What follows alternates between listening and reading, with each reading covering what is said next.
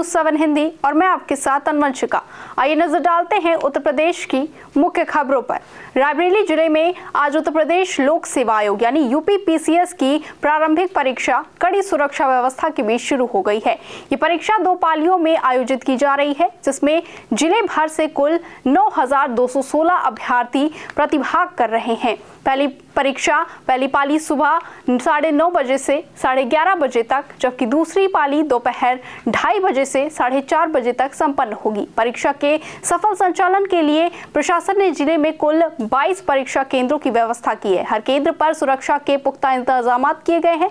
Sector magistrate और static मजिस्ट्रेटों की तैनाती की गई है, जो केंद्रों पर निगरानी बनाए हुए हैं। इसके अलावा पर्याप्त संख्या में पुलिस बल भी तैनात किया गया है, जिससे परीक्षा शांतिपूर्ण और नकल विहीन तरीके से संपन्न हो सके। पीसीएस परीक्षा हुई, क्या तैयारियां हैं? जनपद रायबरेली में कुल 22 सेंटर बनाए गए हैं और 22 सेंटर पे हमारे स्टैटिक मजिस्ट्रेट और सेक्टर मजिस्ट्रेट तैनात हैं और परीक्षा बहुत ही सफल तरीके से, सकुशल तरीके से चल रही है। कहीं पे कोई समस्या नहीं आई है। कुल 9,216 अभ्यर्थी इस परीक्षा में पार्टिसिपेट कर रहे हैं, जिसमें अभी हमारी कुछ संख्या कम है। लगभग 50 से 60% के आसपास पूरे ज़िले में ये आ रहा है अभी आंकड़ा, और जैसा भी सेकंड शिफ्ट के बाद हम लोग रिलीज़ कर देंगे कि कितने लोग आए हैं। रायबरेली से शिवम कुमार त्रिवेदी की रिपोर्ट। अयोध्या जनपद के पगला भारी गांव में हुए भीषण ब्लास्ट ने पूरे इलाकों को हिलाकर रख दिया है। इस हादसे में एक ही परिवार के 7 लोगों की दर्दनाक मौत हो गई है, जिसके बाद अब प्रशासनिक लापरवाही पर सवाल उठने लगे हैं। समाजवादी पार्टी के सांसद अवधेश प्रसाद ने इस घटना को लेकर पुलिस जांच पर कड़ी आपत्ति जताई है और एलपीजी सिलेंडर ब्लास्ट वाली पुलिस थ्योरी को सिरे से खारिज कर दिया है। उनका साफ कहना है कि ये सब कुछ पुलिस की लापरवाही छिपाने की कोशिश है। वहीं सांसद ने बताया कि मृतक राम कुमार गुप्ता लंबे समय से अवैध रूप से पटाखों का कारोबार कर रहा था।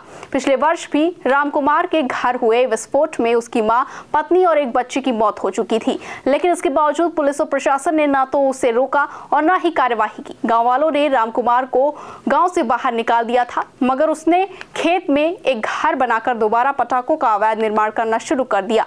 सांसद ने मृतकों के परिजनों को प्रति परिवार 5 लाख रुपए मुआवजा देने की मांग की है और दोषी अधिकारियों के खिलाफ सख्त कार्यवाही की मांग की है। अयोध्या से मोहम्मद जसीम की रिपोर्ट।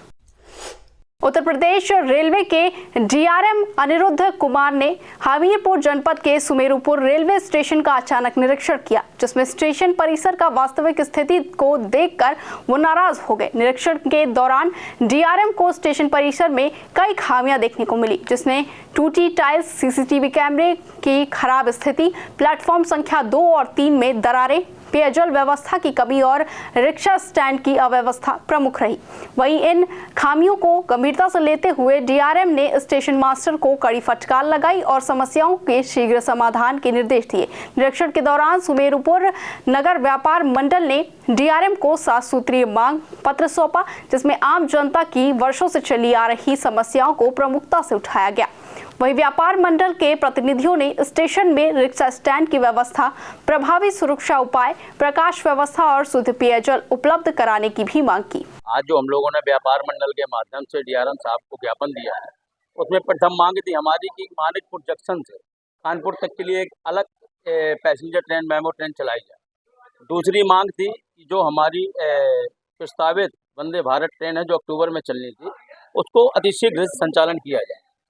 तथा साथ ही एक मांग और थी कि जो हमारी प्लेटफार्म 1 और 2, 3 पे जो गंदगी और बिजली की अव्यवस्था और पानी की अव्यवस्था है, उसको सुचारू रूप से व्यवस्थित किया जाए ताकि आम जनमानस उसका लाभ ले सके। तथा साथ ही स्टेशन परिसर में लगे हुए स्ट्रीट लाइट में प्रतिदिन उसका बंद हो जाना, न जलना, उसके लिए विज्ञापन दिया है। साथ ही गेट नंबर 31 कस्बा सुमेरपुर से जो बांदा मार्ग को जोड़ता है, उसमें ओवरब्रिज बनाए जाने की मांग रखी गई। साथ ही कस्बे में आम जनमानस और रिक्शे वालों की समस्याओं को ध्यान में रखते हुए स्टेशन परिसर के जमीन पर ही, रेलवे की जमीन पर ही एक स्टैंड बनाने की मांग की गई है, जिसको डीआरएम साहब ने विशेष रूप से आश्वासन दिया है कि इस पर विचार किया जाएगा और स्टैंड बनाया जाएगा। हमीरपुर से मिलन गुप्ता की रिपोर्ट।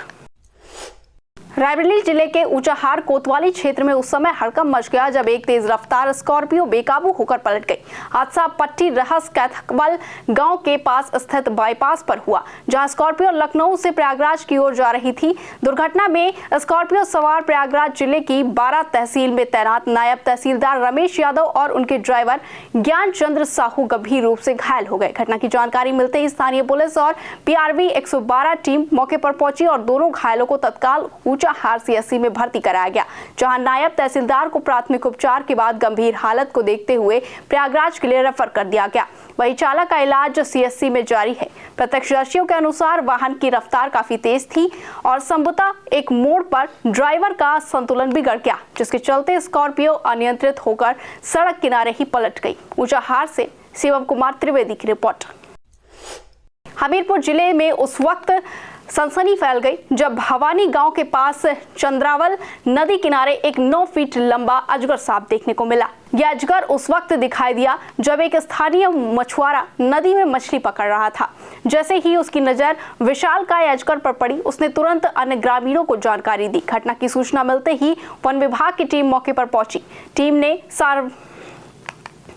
ने सावधानी पूर्वक अजगर को पकड़ा और उसे सुरक्षित तरीके से पकड़कर जंगल में छोड़ दिया।